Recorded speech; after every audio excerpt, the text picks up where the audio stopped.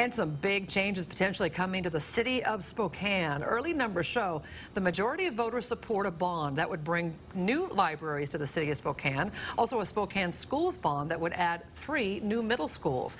Tonight, in-depth coverage of what those midterm results mean for you from eastern Washington to North Idaho.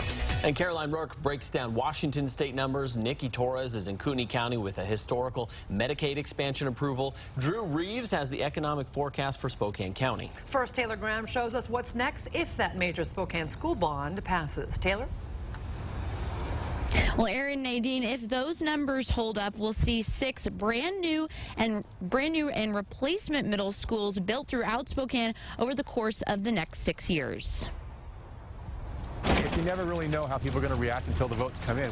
Spokane Public Schools seem to get their answer on election night. Early numbers show nearly 67% of voters support the $495 million bond. It needs a 60% yes vote to pass. We feel cautiously optimistic that the voters have approved our bond, but we won't know, of course, until all the votes are counted. So once all the votes are counted and those numbers hold up, what happens next? To put it simply, 6 years from now, the district will look a lot different.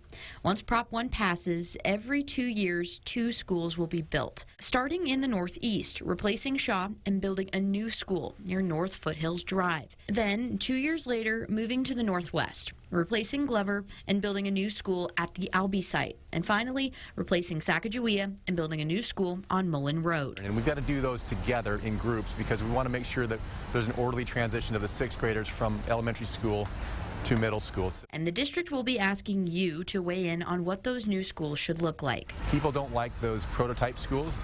They'd like them to look more like their neighborhoods. So making sure the conversation keeps going after election night and that neighbors are prepared for the changes that could be coming soon.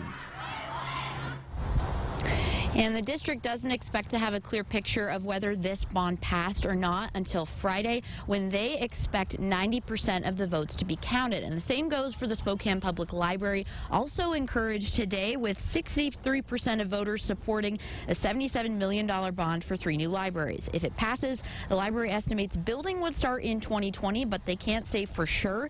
And also up in the air is where we'll see Joe Albee's stadium replacement built. Early numbers show most voters would like to see it rebuilt at its current site instead of downtown.